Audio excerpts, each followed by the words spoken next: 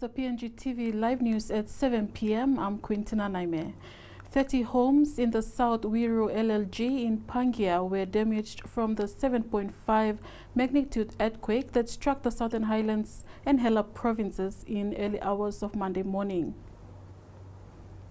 A local on ground says 10 houses have been completely destroyed while about 20 homes were partly damaged. Ward Councillor Administration Officer for the South Wiru LLG, Nixon Kanema, tells PNGTV Live an 8-year-old child and a man were critically injured when their houses collapsed. 4 people are now nursing minor injuries. Kanema says 4 teams have been deployed to affected areas to carry out an assessment. We dispatch all officers from military dispatch now morning. So now that picture me come up lo APEC posting come lo that's me and come lo council lo discovery and makadabla council lo it's supposed to where the affected all families now all this whole line of victims. Kanema adds that they will submit their assessment report to the Provincial Disaster Office by tomorrow. Quintina Naime, PNGTV Live. Prime Minister Peter O'Neill visited the earthquake-hit provinces of Southern Highlands and Hela today. Also accompanying him were leaders from both provinces, some of whom are part of this cabinet. The visit was a physical tour of the provinces to get a first-hand assessment of damages and to talk to people to give assurance that government is doing everything possible to assist them. The Prime Minister has asked for a special emergency cabinet meeting tomorrow to go through assessment reports of damages in Southern Highlands, Hela and parts of Enga and Western Province. These reports will be used to plan for best response in terms of relief and restoring essential services to the 4 provinces. Lupari stated that so far the massive earthquake is posing a challenge for the assessment team as the damage is not confined to one area.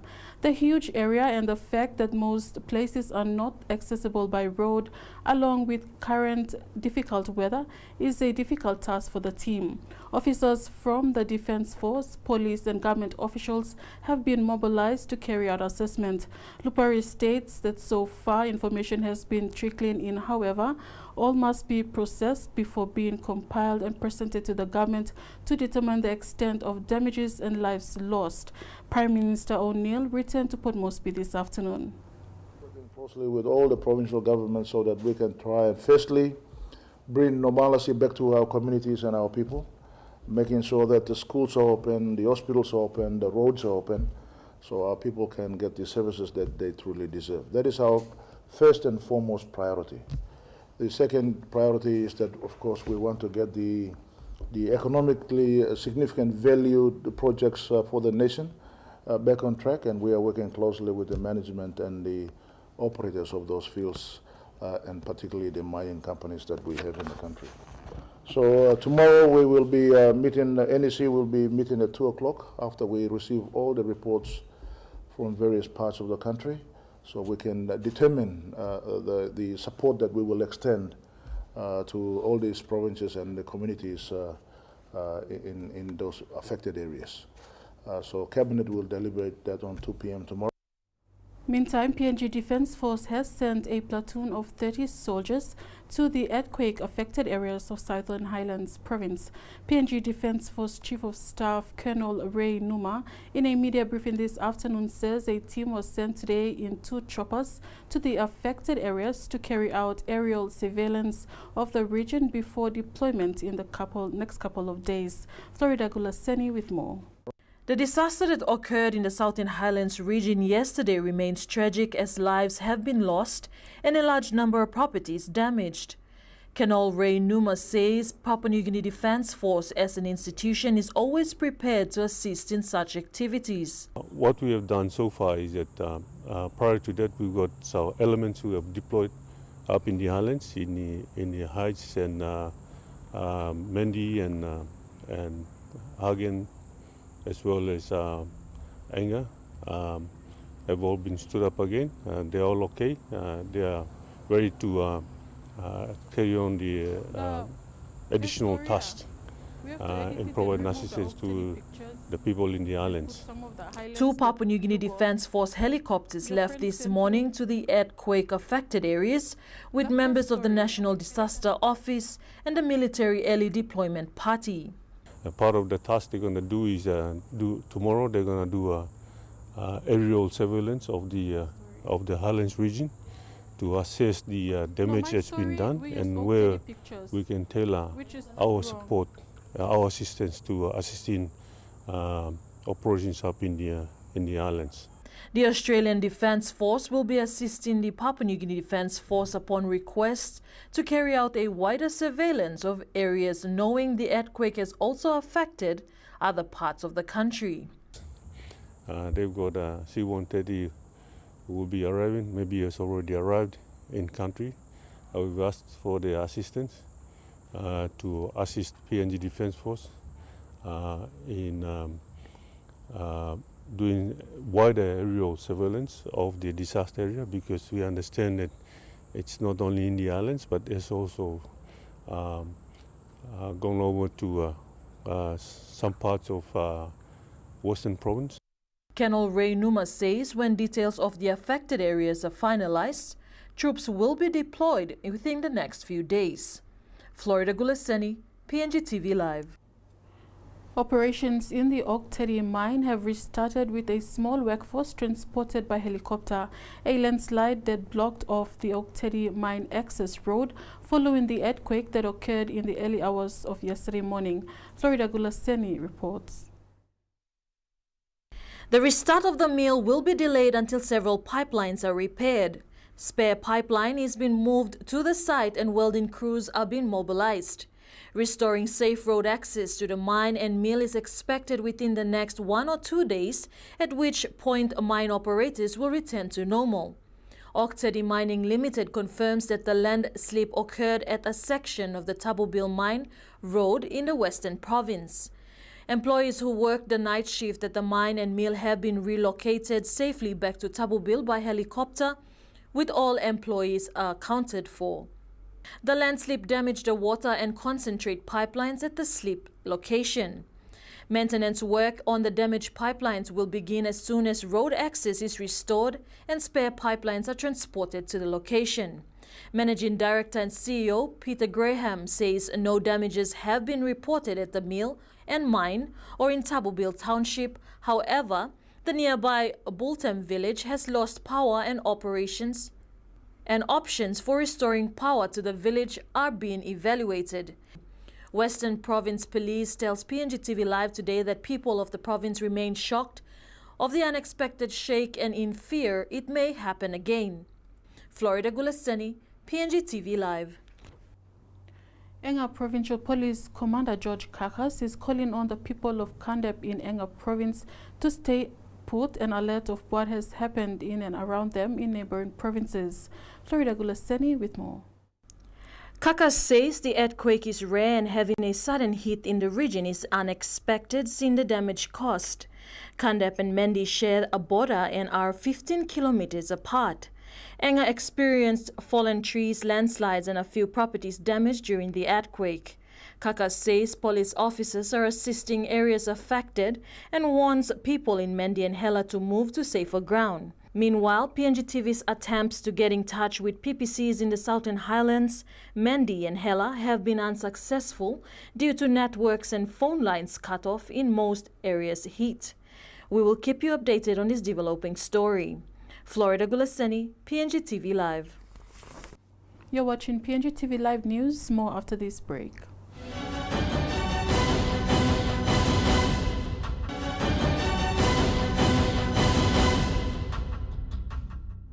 Welcome back. You're watching PNGTV Live News. Countering the threat of terrorism that affects Asia-Pacific Economic Cooperation or APEC economies is being discussed at the Counter-Terrorism Working Group or CTWG meeting underway. The CTWG supports the development program priorities of the 23 member economies. The 2 days meeting at the Stanley Hotel looks at 4 key areas that the CTWG focuses on. The 4 key policy structures are secure trade, secure finance, secure infrastructure, and secure travel. Key agencies from the various government agencies from the 23 economies are attending the meeting. The Prime Minister's department is the focal point for counter-terrorism working group in PNG. PNG is represented by the Director General from the Office of Security and PNG CTWG Chair Tony Kaib. Kaib takes the lead in terms of coordinating the policy discussions in the counter-terrorism duology space within the 23 economies and the implementation phase for Papua New Guinea.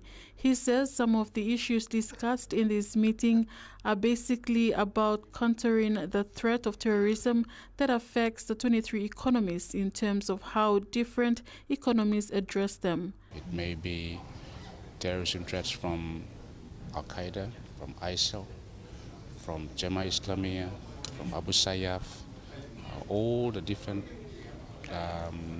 threats of terrorism. That's how the CTWG address those threats in our discussion. Kaib says domestically, PNG is addressing the threat of terrorism through the national security policy. Apart from that, there are other various sector policies, including various legislations that we have in Papua New Guinea that addresses terrorism and deals with the specific challenges in the different sectors, covering basically secure trade, secure infrastructure, secure travel and secure supply chain in Papua New Guinea. He explains PNG's policies are designed for development priorities and also to provide a safe and secure environment for business activities to operate in the country, as well as learning how best to deal with challenges of counterterrorism in PNG and the Asia-Pacific region. Quintina, Naime, PNGTV Live. With trade being a focal point of APEC, electronic commerce or e-commerce is the way forward for all emerging economies to keep on par with the digital age and other established economies. Today, the Laguna Hotel hosted the Data Privacy Subgroup meeting and the Electronic Commerce Steering Group. The emphasis being placed on minimum standard privacy laws to encourage e-commerce between economies. Kaligan Tanda reports. Today's meeting at the Laguna Hotel by the Electronic Commerce Steering Group was to look at the work of APEC in relation to privacy and the framework on privacy that currently exists in the APEC. The chair of the meeting was Colin Minihan, Principal Legal Officer from the Australian Attorney General. The privacy framework has both domestic implications as well as international implications. It's around being able to share information across borders as well. So it's both taking account of the importance of protecting information for your citizens in your country, as well as the implications of information flows going out of your country. Minihan gave an illustration in the case of online transactions. He stressed that basically a buyer in PNG will share his or her information online while buying goods from a merchant in Australia, and that buyer must have trust in the merchant to protect his or her information. The chair believes this would greatly benefit citizens in PNG doing online transactions with counterparts in other countries. PNG citizens should be able to benefit from greater trust in other countries and their laws protecting the information when it goes to that country. So, for example, if you buy from a merchant in Australia, Australian law will protect your personal information in Australia. Considering that privacy laws tend to vary among APEC member economies, the meeting today aimed to discuss and hopefully define a common standard or minimum standard of privacy protection laws. What we're doing is also something broader than that in trying to encourage a common approach, a common standard in the region. Now that's a minimum standard, so of course some economies have higher levels of protection in terms of how they implement privacy laws. So it's at a very, very high level. Another item on the agenda discussed today was data portability, where consumers can get their information and transfer that between suppliers, as well as other matters of trade concerning e-commerce. Kaligantanda, PNGTV Live. Chairpersons and deputy chairpersons to parliamentary committees will be part of a two-day workshop hosted by United Nations Development Programme aimed at enhancing the role of such committees. Deputy Speaker of Parliament Jeffrey Komal, while officially opening the workshop, highlights the importance such a gathering will play as the chairpersons will learn and discuss ways of improving functions of their respective committees. Gregory Avira reports. Parliamentary committees are established under Section 118 of the Constitution. Each committee comprises of members from each side of the House and is set up for every new term of Parliament. The chair of each committee are usually appointed by the government. The committee operates with broad terms of reference to allow members more scope to examine important issues more thoroughly. This workshop is timely as most of our chairs and deputy chairs of the parliamentary committees are first-time members of Parliament. Conducted by the UNDP through its Pacific Parliamentary Effectiveness Initiative, the workshop, according to organizers, will also look at exchanging information on how to improve the role of committees within the region. Each committee plays an important role in taking the work of Parliament to the people by holding public inquiries on important and topical issues and report to Parliament on their findings. It is through this function that the Deputy Speaker believes it is important those heading the committees must know how to effectively carry out their duty. Parliamentary committee plays a very important role in ensuring there are checks and balances in the work of the executive government. I'm sure you're going to have learn a lot and also contribute a lot. It's a sharing process, as we say. The two-day event will discuss topics on the role of committees, strategic planning of work by committees and others. Gregory Avira, PNG TV Live. And with the aim to formulate a new medium-term development plan which includes economic growth as a key target, the Department of National Planning is set to host a consultative summit. The summit will involve all government stakeholders, non-government organizations, churches, and the private sector. The main aim of the summit is to have honest review of how PNG has developed over the last 43 years using key development indicators and how PNG can perform better in the coming years under the new plan. Minister for National Planning Richard Maru highlights PNG needs to grow internal revenue in a serious way if we are going to succeed in meeting the current needs. So, economic growth has to be our number one overarching theme. We must grow the purse from 9 billion to 15 billion or 20 billion over the next 5 years. And how do we grow it? What are we going to do? That has to be defined in the summit that we want to go and have in May. Secretary for National Planning Hakawa Harris says the summit will be a time for open and constructive input from the private sector, the academia, civil society, government departments, professional bodies, and international guests. We'd like as much as possible for this plan to be owned by every one of us in the country, to be owned and to be recognized as our goals and aspirations for us to work towards. The whole reason why we're bringing this summit together under the leadership of Honorable Minister Maru. The bank's acting managing director, Moses Liu, says they are now targeting development funding, which includes supporting such events. There's a lot need to be done, basically in terms of setting your priorities right, in terms of where we should be targeting our development funding to. Yeah, we are appreciative of what the government has done for the bank this year, particularly the increased allocation in terms of focusing on agriculture and general SMEs.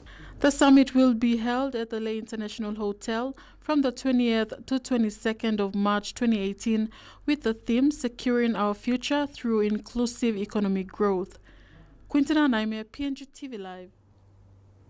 You're watching PNG TV Live News. More after this break.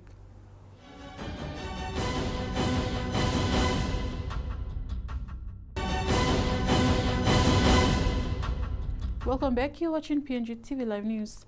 To sporting news, the Morata off-season in Port Moresby are now into their final round of their competition, with the top 8 teams qualified for the finals this weekend. Florida Gulaseni reports. This weekend's competition at Dikoni Tigers Oval saw the 32 off-season teams battle a match beyond expectations as they braved the rough oval to earn a spot in the finals. Saturday's competition saw in the B-grade division Community Hill Tigers and Wagga Reds defending their spots to be in the top 8. We have Community Hill Tigers 6 points, defeated Goa Pirates, and Wagga Reds 4 points, NCC Carpets 0, and Mountain Roosters 8 points, defeated Gibbery Riders on 4 points, and Top Street Hawks 4 points, and defeated Gateway Sharks on 2. In the A-grade division, Community Tigers and the NCC Red Carpets are seen performing impressively, maintaining their spots from the start of the competition. With A-grade matches, we have Community Hill Tigers 24, defeated Goa Pirates, and NCC Carpets 20 points, forfeited Wagga Reds 0, and we have Gibbery Riders 2 strong for Mountain Roosters 12 points and to 4. And main game yesterday we have Top Street Hawks on 4 points, defeated Gateway Sharks on 2. Sunday's competition saw Megusa take on the Congos in the opening match with an impressive score of 4 points to 6. Warriors 20 points, forfeited Nickens on sorry, not 20 points, 10 points, defeated Nickens 0. And Momut and Talapia big grades, both 0-0, and final big grade match we have Entry Bulldogs winning the match with a field goal 1-0. Yarang says the top teams in the competition leaders is Mumuts, Congo Reds and Tigers, who have remained undefeated throughout the competition. He further added that the teams that won the weekend's matches will now proceed to the final top 8 matches next weekend, and he urged all teams to be well prepared for the match that will be a battle to remember in the Morata Off-Season League. Florida Gulaseni, PNGTV Live. National netball selectors have selected a 20-member squad who will go through to the next phase of high-performance training, commencing today at the Tarama High Performance Center. The 20-member squad comprises of 6 Australian-based players and 14 locally-based players. They will undergo an intensive 4-week program before the final team is announced at the final selection trials on the 24th and 25th of March 2018 at the St. John Guys in the Stadium in Port Moresby. Netball PNG's high performance coordinator Mona Lisa Leka says the second trials were very competitive and all players displayed their best. As a result, the selectors have arrived with the 20 squad members who will undergo an intensive 4-week program with focus on fitness, conditioning and skills training.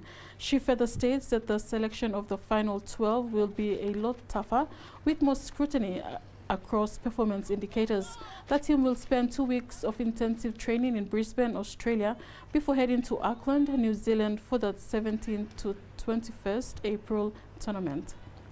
And the Football Federation PNG MRDC National Premier League's Champion League Challenge was seen as one of the biggest success in the FFPNG calendar. Florida Gulaseni reports. President of the Football Federation of Papua New Guinea, John Capinato, says the league is a new concept and 2 top teams from the Southern and Northern Conferences respectively have qualified for the home and away finals on the 24th of March this year. All in all, I see it's been successful. I mean, up in the Northern Conference, they finished that. And now we are doing it in the Southern, and today will be the end of it. And in the Northern, we have a winner already, and in the Southern, I think we already have a winner, which is Erema goes through. And the 2 teams that's playing today, Hikari and Admiralty, will decide who is the runners-up to go up to Lae. Having both the conferences participate in the competition in Port Moresby and Lae has exposed the clubs to perform beyond expectations. New experience to most of the clubs, but you know, when we started it, we thought that it would not get hold of the crowd and the publicity we have. But all in all, it has been very successful, and I'm very excited about that. And also, it gives opportunity to the clubs to perform at this stage of level. So it's a one step up. He added that the Mad Soccer fans have been the biggest highlight and boost of the competition and further thanked them for their support. They've done very well. They've come in to support. And, thank you for the media of coming out and supporting and taking the Football Federation, because one of our vision is to get to the grassroots, to the rural areas and to the urban areas. And today was some of the display of the rural players. And in Northern Conference was a display of rural players. And for me, I'm excited and we're achieving what we've started. In the Southern Conference, Erma FC and Hacker United FC, who have qualified, will be playing against Makam FC and Morbe FC from the Northern Conference later next month in a home and away finals. Florida Gulaseni, PNG TV Live. And that's where we end the PNG TV Live News Bulletin. For myself and the news team, pleasant viewing. Good night.